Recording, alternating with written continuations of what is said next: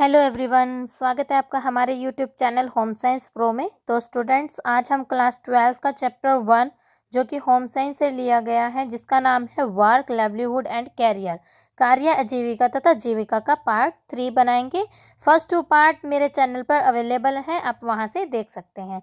तो पार्ट 3 में कंटेंट कौन कौन से हैं? Agronomics, definition and need for agronomics, benefits of agronomics, entrepreneurship, definition and characteristics.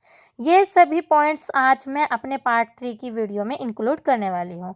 पहले बात करेंगे सूकार की, जिसको एग्रोनॉमिक्स कहा जाता है। वो सूकार की होता क्या है?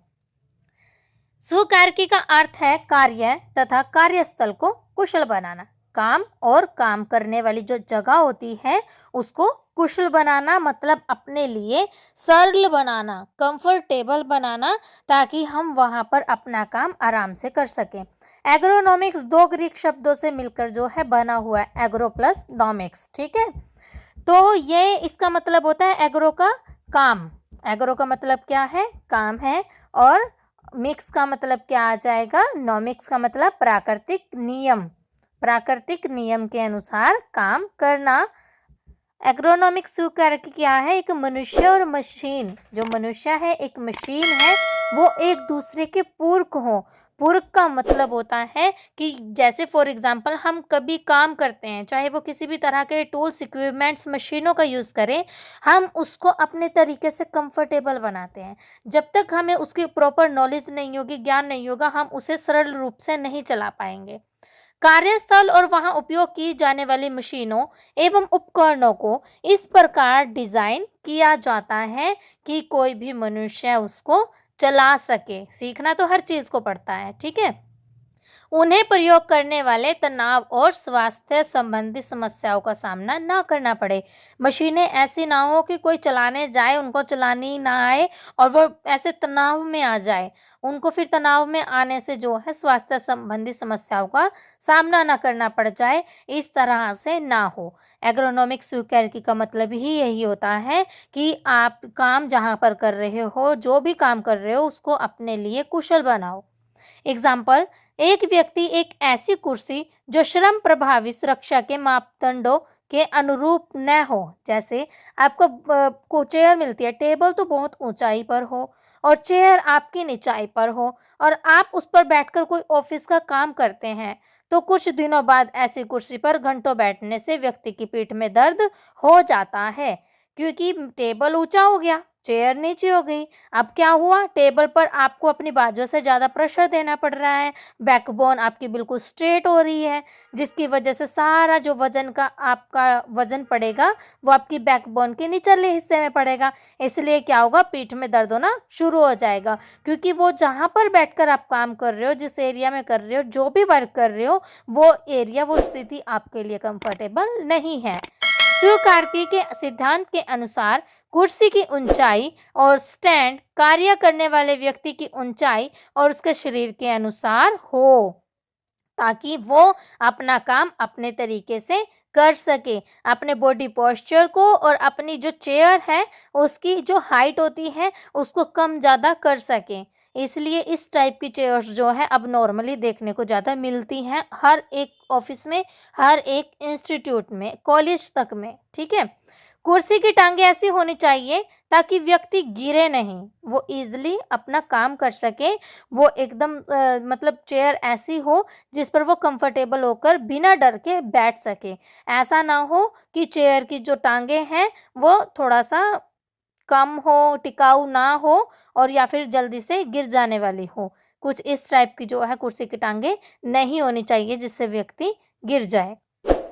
बेनिफिट क्या है एग्रोनॉमिक्स के? लाभ क्या है अब एग्रोनॉमिक्स के, सुक्यारकी के? नंबर 1, चोट कम करता है, क्योंकि हम अपने कार्य को और कार्यस्थल को कुशल बना लेते हैं, सरल बना लेते हैं, जिससे जो चोट का जोखिम होता है वो कम हो जाता है। अब हम क्या करते हैं? मशीनों और मनुष्य के बीच में एक संबंध बन जाता है। उत्पादकता को बढ़ाना। अब उत्पादकता तो बढ़ेगी जब हम अपने उस कार्यस्थल को अपने लिए कुशल बना लेते हैं, कंफर्टेबल बना लेते हैं, तो हम काम भी ज़्यादा से ज़्यादा कर पाते हैं। कर्मचारियों के मनोबल को बेहतर करता है। कॉन्फिडेंस लेवल इंक्रीज हो जाता है जब हम कोई कार्य करते हैं और वो बड़ा अच्छे से कंप्लीट होता है बिना किसी प्रॉब्लम के। गलतियों में कमी होना, क्योंकि अब हमारा जो सारा ध्यान है वो सिर्फ अपने कार्य पर है।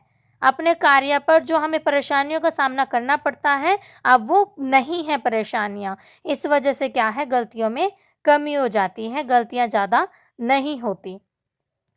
नेक्स्ट पॉइंट आ जाता है आपका उद्यमिता। उद्यमिता क्या होता है? एंटरप्रेन्योरशिप। अब एंटरप्रेन्योरशिप से ही मतलब निकल के आ जाता है क्या? एंटरप्रेन्योरशिप का मतलब एक तरह का एक नव प्रवर्तक युग, एक नई इन्वेंशन। ठीक है, उद्यमिता वो होती है जिसमें प्रगति दिखाई दे। सेटिंग अप न्यू बिजनेस, किसी भी तरह का एक बिजनेस जब हम सेट करते हैं तो उसमें हमें एंटरप्रेन्योरशिप की बड़ी ज़रूरत होती है। Taking financial risk in the hope of profit, हम फाइनेंशियली रिस्क ले लेते हैं ताकि हमें ये उम्मीद होती है कि हमें उस बिजनेस में प्रॉफिट होगा। नए विचार को वास्तविकता का रूप देने का जोखिम उठा सकें उसे हम उद्यमी कहते हैं। जो यह जोखिम उठाता है वो उद्यमी होता है, जो एक नए विचार के साथ अपने उन नए विचारों को अपना प्रेजेंट जो रूप है वो देने का जोखिम ले लेता है। कड़ी मेहनत की इच्छा, जिसे अच्छी मेहनत करनी हो, फ्यूचर में कुछ बनना हो, वो कड़ी मेहनत की इच्छा भी रखता है, अच्छे प्रॉफिट, अच्छे बिजनेस की शुरुआत भी करता है और अपने नए विचारों को क्या है, वास्तविकता देता है। योजना बनाने की स्किल, कि यदि आप कोई न्यू बिजनेस करना चाह रहे हैं तो उसमें प्लानिंग करने की स्किल्स आपके अंदर होनी चाहिए। जोखिम उठाने का साहस, एक मनोबल आपके अंदर होना चाहिए। एक साथ अलग अलग कार्यों को शुरू करने की योग्यता, कि आपको डर कर नहीं बैठना, अगर जोखिम ले रहे हो तो उसको अच्छे से लेना आना चाहिए। कठिन मुद्दों से निपटना, कि अगर कठिनाइयों का आपके रास्ते में आ जाती हैं तो उस पर आपको डिप्रेशन में नहीं जाना है, उनका सामना करना है और उनका निपटारा करना है।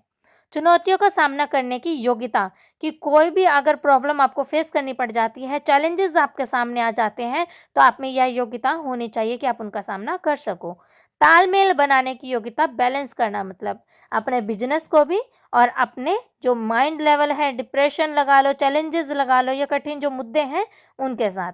कम्युनिकेशन स्किल्स, क्योंकि जितनी बेटर कम्युनिकेशन स्किल्स होती हैं आप उतना ही बेटर दूसरों को इंटरेक्ट कर पाते हो। तो आशा है कि आज का टॉपिक आपके समझ आया होगा, आपके लिए बहुत हेल्पफुल रही होगी ये वीडियो। और इसके जो 2 पार्ट है वो आपको मेरे चैनल पर होम साइंस प्रो पर मिल जाएंगे। तो प्लीज़ मेरे चैनल को लाइक, शेयर एंड सब्सक्राइब ज़रूर करें। Thanks for watching the video.